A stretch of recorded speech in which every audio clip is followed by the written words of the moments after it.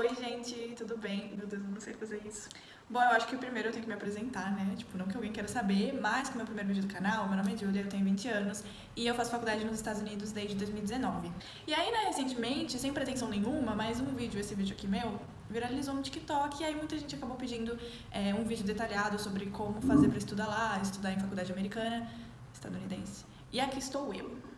Então vamos lá, eu vou tentar falar de tudo sobre como funciona todo o processo. Então provavelmente esse vídeo vai ficar longo, eu já peço desculpa por isso. Mas eu vou colocar na descrição os minutos de cada etapa, né? Então se você quiser ver uma coisa específica, você pode acelerar o vídeo pro minuto que for. Bom, então, o processo seletivo de faculdade nos Estados Unidos, ele chama application, né? E o application, ele acontece no segundo semestre do ano. Então geralmente em agosto o application ele abre e é aí que tudo acontece. Uma coisa que eu acho importante todo mundo saber quando começa a pesquisar sobre o application é que existem datas diferentes. Então, existe o Early Application e existe o Regular Application. Qual que é a diferença entre eles? É basicamente as datas. Então, assim, o Early, como a palavra fala, é cedo, né? Então, você vai aplicar mais cedo. Eu vou me basear com base nas datas que eu sei da minha faculdade, mas isso pode variar um pouco de faculdade para faculdade, mas no geral é bem ali parecido, tá? Então, assim, o Early, você tinha que enviar tudo até dia 1º de novembro e você recebia a sua resposta 1º de dezembro. E aí o regular, né, que é o regular, você tinha que enviar tudo até dia 15 de janeiro e você recebia a sua resposta dia 1º de março. Então, você tem mais tempo para se preparar, para estudar para as provas. Mas aí você pergunta, tipo, qual que é a diferença, qual que é a vantagem de um e de outro? Se você aplica early, mas vamos supor que você não passa no early, né, então com base nas datas da minha faculdade. Você aplicou, enviou tudo até dia 1º de novembro, chegou dia 1º de dezembro e você não passou. Isso não significa que, tipo, acabou suas chances, acabou para você. Quando eles forem analisar os applications do regular, eles vão analisar o seu de novo. Então você meio que tem duas chances, porque eles vão analisar 2 vezes o application das pessoas que aplicam early e não passam no early. Então essa é uma das vantagens, porque você vai ter seu application olhado 2 vezes, mas a desvantagem é que você acaba tendo menos tempo, né? Eu apliquei regular por conta da minha organização mesmo, eu não tinha muito tempo para estudar, então eu decidi aplicar regular e deu certo. Mas assim, eu tenho amigos que aplicaram regular e acabou que a faculdade aceitou muita gente no early e as vagas ficaram muito limitadas pro regular, sabe?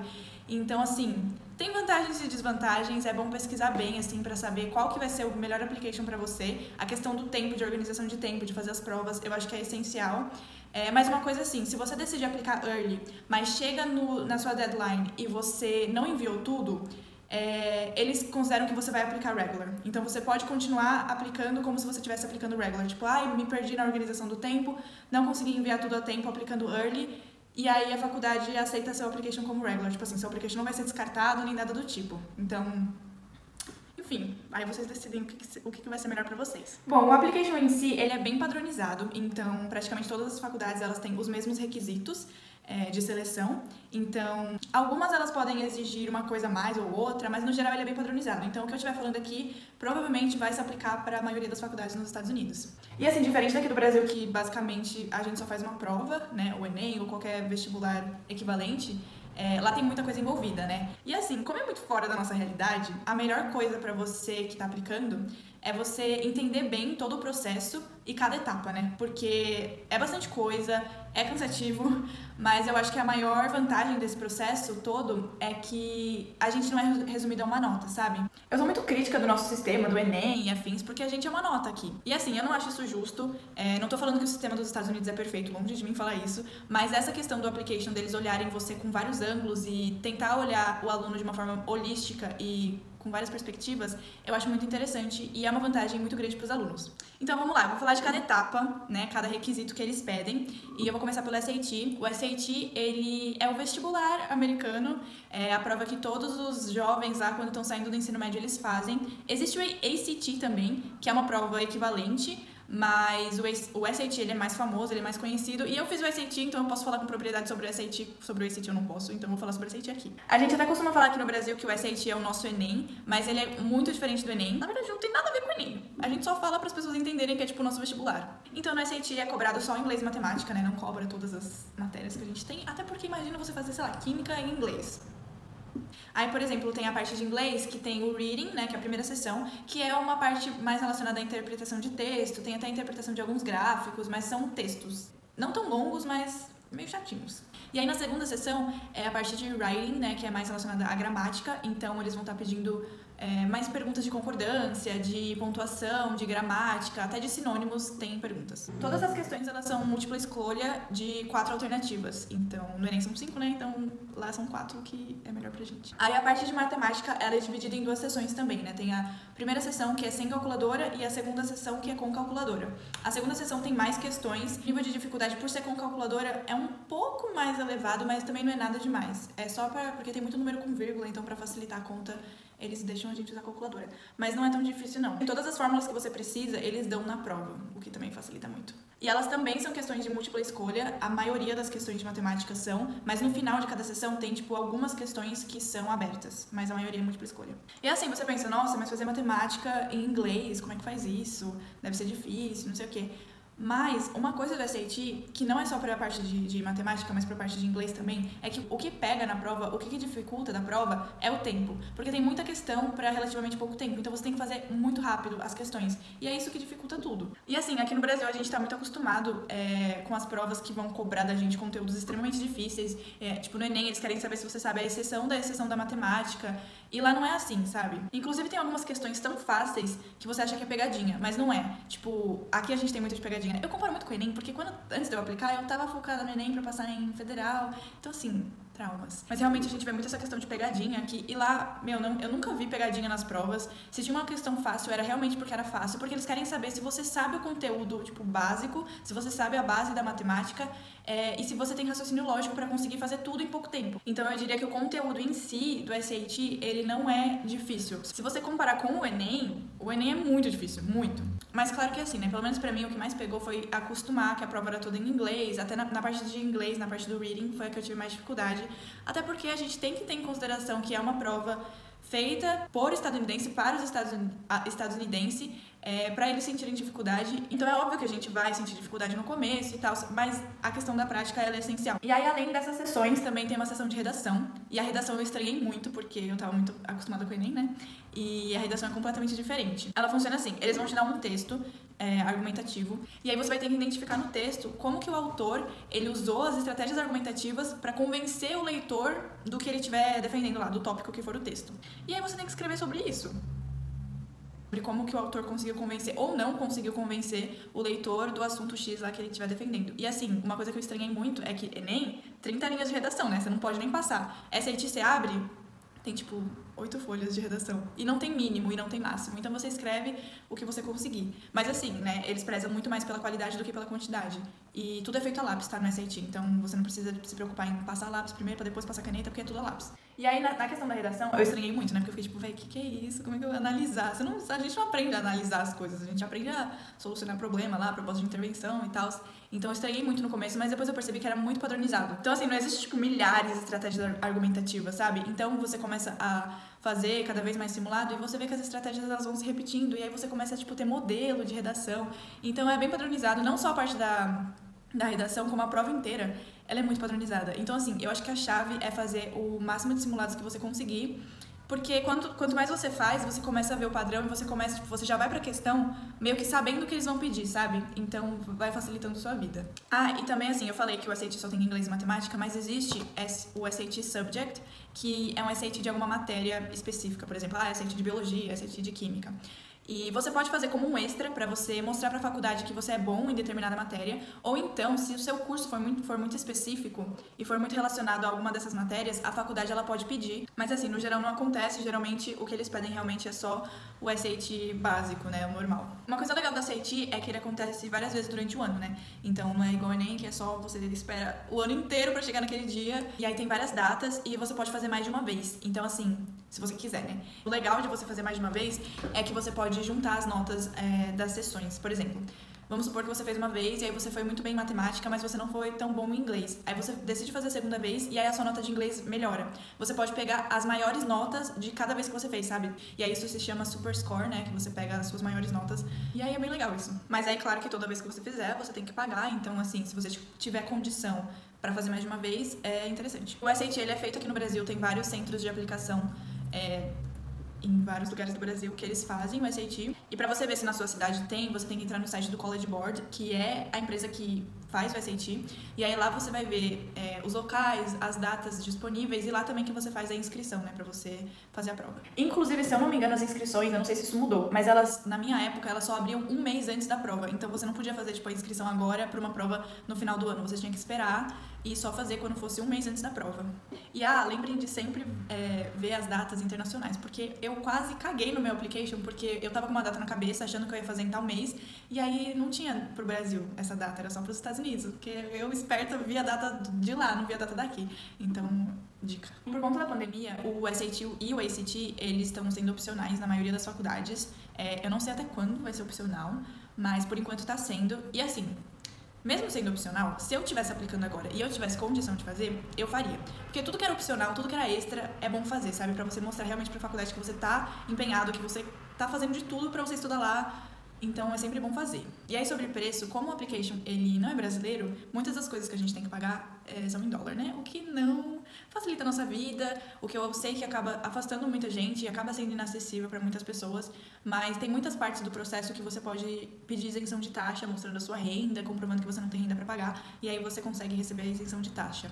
E o SAT, ele custa $105 com a redação, né? Porque a redação ela é separada. Pode ter faculdade que não peça redação, mas a maioria das vezes eles pedem. E como eu sei que provavelmente vai ter gente perguntando minha nota, eu já vou falar.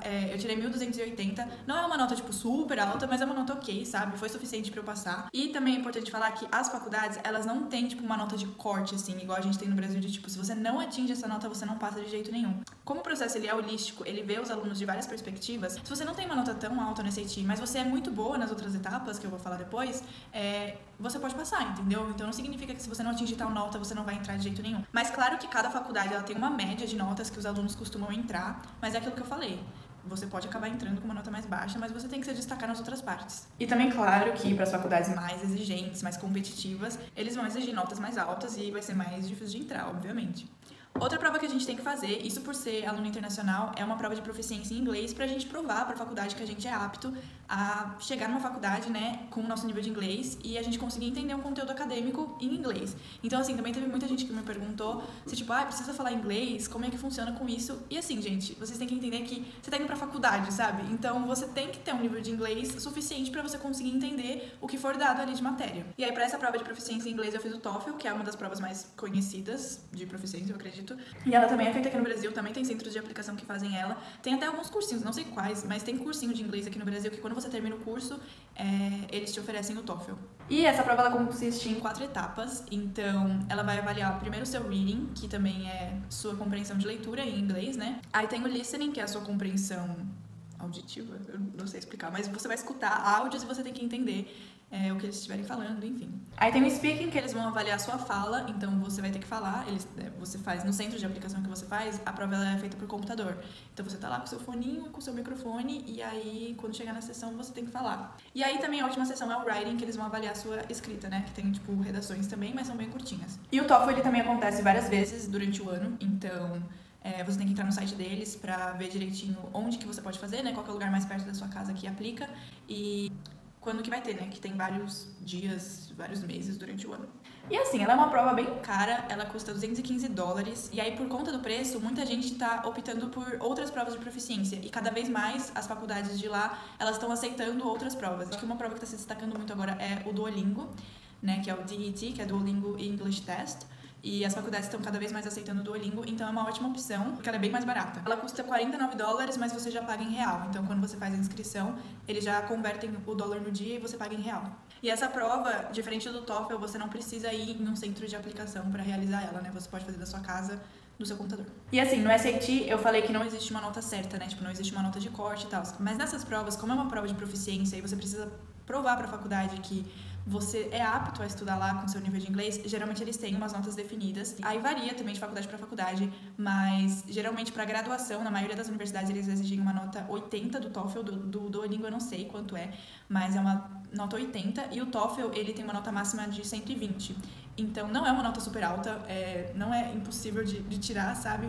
Eu sei que se você quer fazer mestrado é um pouco mais alto, mas também vai variar de faculdade pra faculdade. E eu tirei 89, então foi suficiente. O que também não foi uma nota tipo, meu Deus, gênia, gabaritei o TOEFL, mas foi uma nota suficiente. Então vamos lá, o terceiro tópico do application são as cartas de recomendação, que é basicamente uma carta dos seus professores falando sobre você.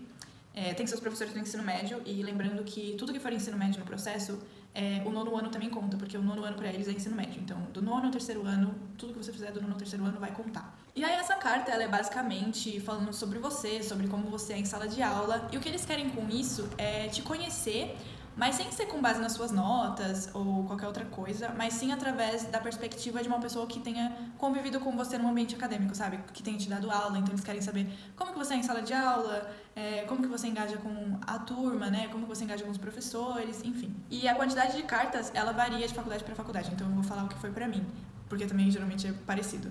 A minha foi no mínimo 2 e no máximo 5, e eu enviei 3. E aí você pode escolher os professores, tem faculdade que também pede tipo coordenador e tal, então você pega o seu coordenador e escolhe os professores que você tem mais proximidade, né? Os professores que você sabe que eles vão ser capazes de escrever com propriedade sobre você. Então assim, né? Vamos ter uma boa relação com os professores pra eles ajudar nós.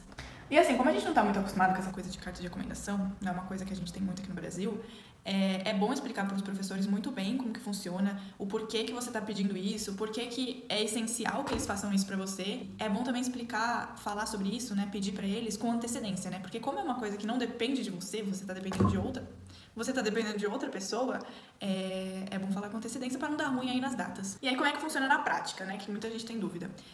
Depois eu vou falar direitinho como é que funciona para você fazer o registro, como é que funciona para você começar o application, mas por enquanto como é que funciona na prática as cartas de recomendação. Quando você tiver na sua conta, tanto da faculdade para você aplicar, ou então do Common App, que eu vou explicar depois, vai ter uma parte só para as cartas de recomendação. E aí nessa parte você vai colocar o contato dos seus professores, que você escolheu, né? Então você tem que já ter falado com eles antes, porque você vai colocar o contato deles ali. E aí você coloca o nome deles, a matéria deles, por quanto tempo eles deram aula para você, e o e-mail e o telefone. E aí a faculdade geralmente entra em contato por e-mail, então já fala aí pra eles ficarem ligados no e-mail deles.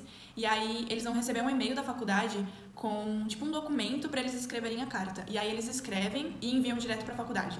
E aí a carta em inglês, né? Então você vê aí se eles sabem falar inglês ou se eles vão precisar de ajuda pra traduzir, mas eles que enviam direto pra faculdade. E aí assim, tem uma parte do application, pelo menos foi assim pra mim, que você tinha que meio que declarar se você teve acesso à carta ou não. Por quê? Porque se você fala que você não teve acesso à carta, é meio que uma vantagem, porque eles interpretam assim, se você não teve acesso à carta, é meio que assim, tipo, eu confiei nos meus professores de olhos fechados, eu sei que eles vão escrever uma boa recomendação pra mim, então eu não tenho necessidade de intervir ali, sabe? Então é meio que uma vantagem porque a faculdade sabe que você está confiando nos seus professores literalmente de olhos fechados. E aí na internet, vocês acham vários modelos de cartas de recomendação e vocês podem pesquisar por College Recommendation Letters, e aí vocês podem mandar para os professores de vocês para eles já se familiarizarem, verem mais ou menos como que é o modelo, como que é a estrutura, o que a faculdade espera que eles escrevam. E eu acho que uma coisa essencial para as cartas de recomendação é que os professores deem exemplos concretos de tudo que eles estiverem falando, sabe?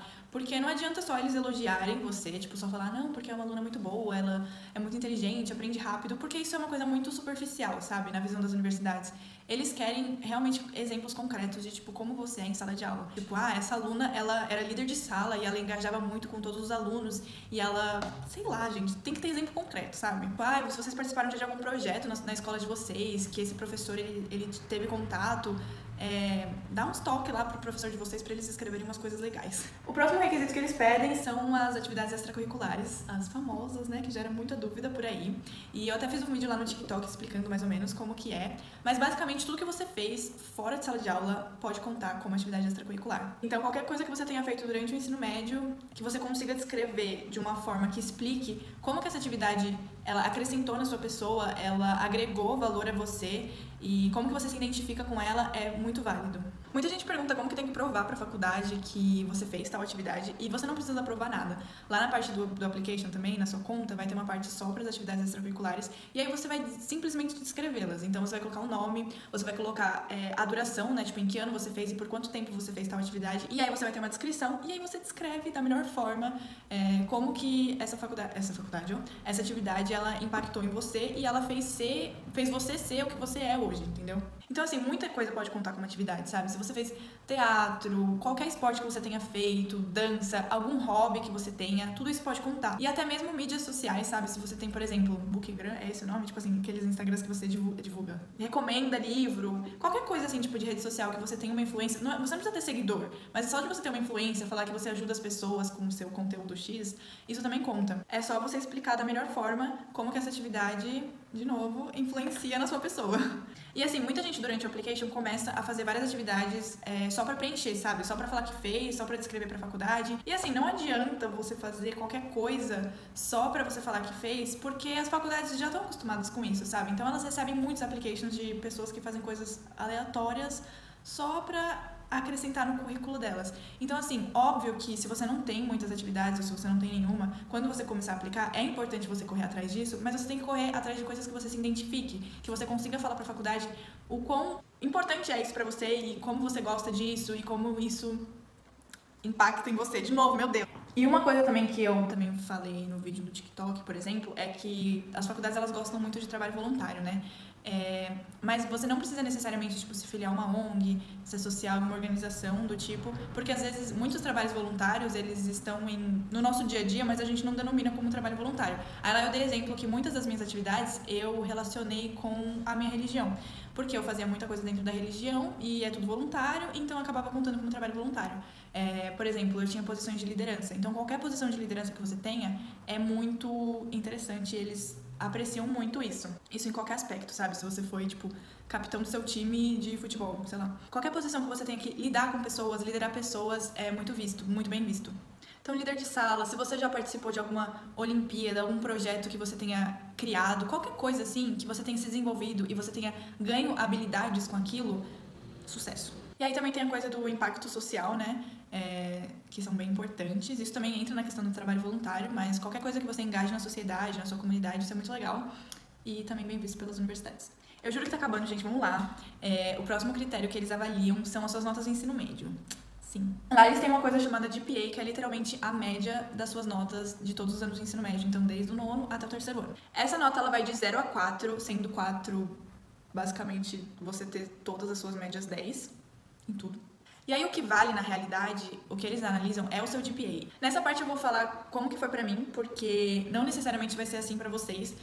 No meu processo, a minha faculdade, ela exigia que a gente fizesse a transcrição do nosso histórico escolar com uma empresa específica, né? Que essa empresa chama IERF, IERF. E aí a gente tinha que fazer lá o cadastro dessa empresa, no site dessa empresa, e enviar os documentos pra essa empresa, né? O meu histórico e meu certificado de conclusão do ensino médio. Inclusive, foi a única parte do processo que eu enviei documentação pelo correio. O resto eu fiz tudo online. E aí o que eles fazem? Essa empresa, ela vai pegar o meu histórico e ela vai fazer a conversão das notas, né? Então, do sistema brasileiro, que a gente usa números, pro sistema americano, que eles usam letras. E aí, com base nisso, eles vão tirar o meu GPA. E aí, essa empresa já envia direto pra faculdade lá, as coisas, tudo.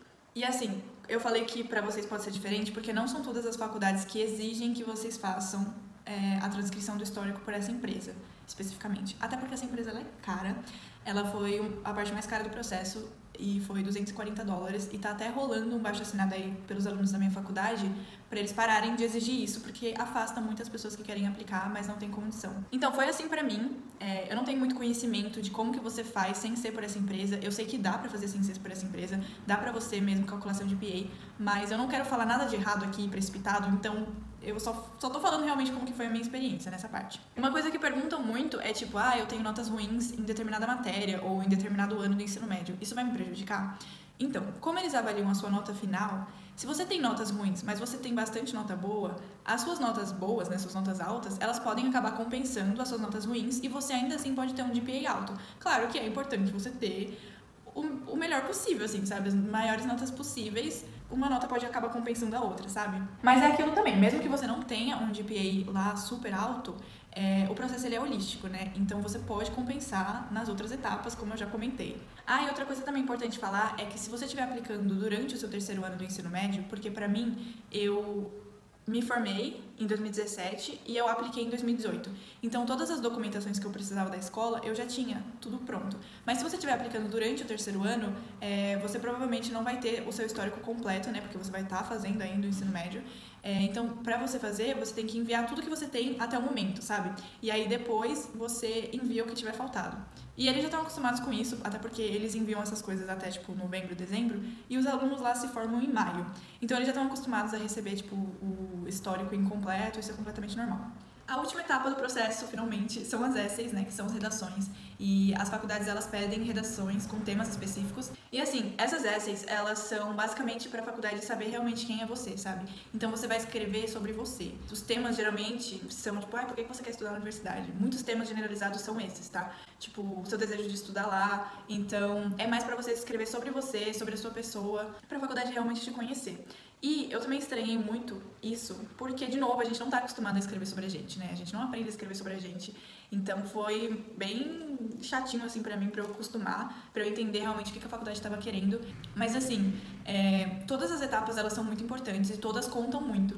Mas eu posso estar completamente errada, mas eu acho que as essays são muito importantes, até um pouco mais do que as outras etapas, porque é ali que realmente a faculdade ela vai te conhecer, sabe? Lá nos Estados Unidos, eles têm muito essa questão de você ser, tipo, o match pra faculdade, né? Você ser o perfil da faculdade. Então, você tem que se identificar com a faculdade, você tem que se identificar com os propósitos. Então, é ali que você vai falar pra faculdade que você realmente é o aluno perfeito para estudar para lá. E assim, você tem que falar como que a faculdade vai agregar na sua vida e como você vai agregar para a faculdade. E aí você pensa, como que eu, uma aluna só, vou impactar na faculdade? Mas aí você tem que provar para a faculdade que você vai. Não provar, né, gente? Foi mal de falar. Você tem que explicar e eles têm que se encantar com você. Elas não são muito grandes, eles têm muito essa questão de contagem por palavras, né? E a minha eram 750 palavras, o máximo. Então isso não é muito grande, isso dá, sei lá, depende da fonte, né? Mas dá uma página e meia, mais ou menos. Pra minha faculdade foram 2 essays e uma opcional, que eu também fiz. E a opcional, ela era menorzinha, era tipo um parágrafo.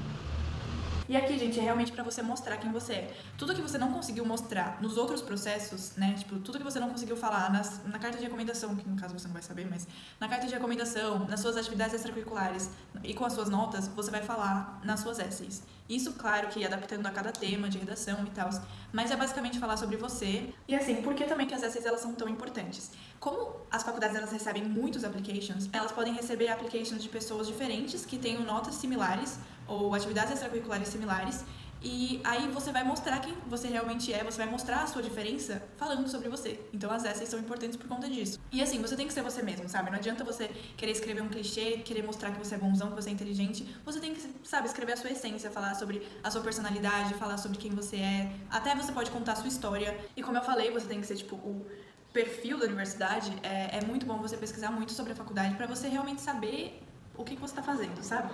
E aí você conectar os princípios da universidade e a universidade em si com você. Mas é claro que você não vai, tipo, falar qualquer coisa, ou mentir, ou inventar coisa. Você tem que realmente ser você, ser verdadeiro e mostrar quem você é. Também é muito válido você ler essays de pessoas que já foram aprovadas.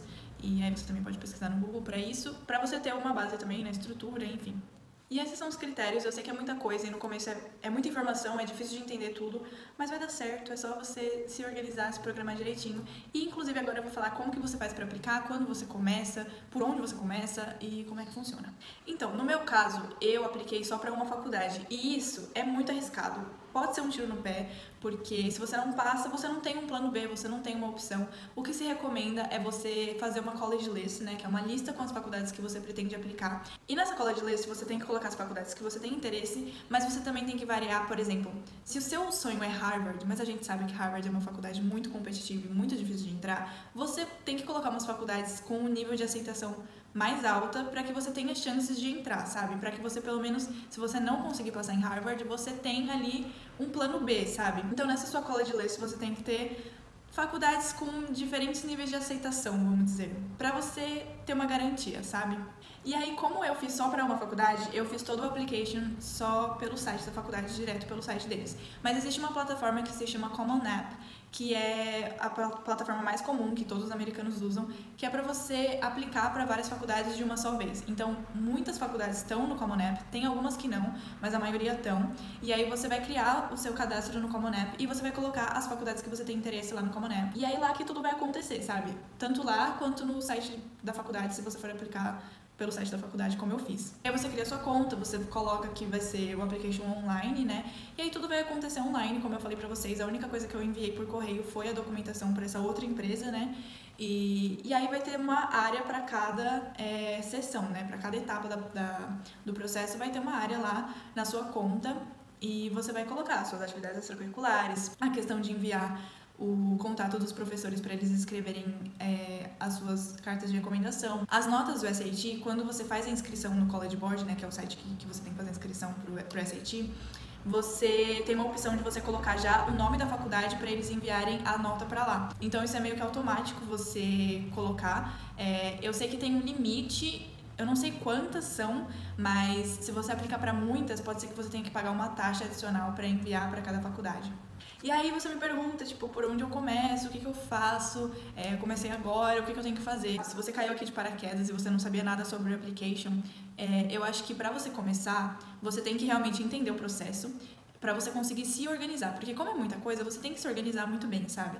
Então você tem que saber quando que você vai fazer as provas, para você saber com quanto tempo de antecedência você vai precisar estudar, né? Então, organizar cada etapa do seu processo é primordial. E também, uma coisa que eu acho que é muito essencial é você criar realmente a sua lista de faculdades que você vai aplicar. E aí você pesquisa realmente, sabe? Com base no curso que você quer, se você tem preferência de cidade, se você tem preferência se a faculdade é grande, se a faculdade é pequena, porque tudo isso vai impactar na experiência que você vai ter, sabe? Então você tem que analisar a faculdade como um todo. Assim como eles te analisam como um todo, você também tem que analisar a faculdade como um todo para realmente ver se a faculdade é aquilo que você está esperando, sabe? Então tem muita coisa que você pode levar em consideração para você escolher. Você pode levar em consideração uma coisa que é muito importante, são as bolsas, né? Então ver realmente se a faculdade que você está interessado oferece bolsa para alunos internacionais, se elas oferecem bolsas integrais. E é isso, gente. Eu sei que é muita coisa, é muita informação. É completamente normal você não entender tudo de primeira, mas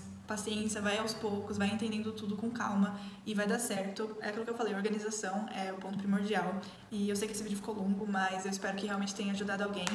E é isso, eu não sei gravar pro YouTube, esse é meu primeiro vídeo, então, por favor, me perdoem se tiver alguma coisa, sei lá, errada ou, enfim, qualquer coisa do tipo. Eu vou colocar na descrição as minhas redes sociais, se vocês quiserem me acompanhar. E eu tô no Brasil, né? Setembro eu vou voltar pra faculdade, então aqui no YouTube eu também pretendo postar mais coisas relacionadas à vida lá, como que funciona tudo. Se vocês tiverem sugestão de vídeo, podem deixar aqui embaixo. Enfim, é isso, espero que vocês tenham gostado. Beijo!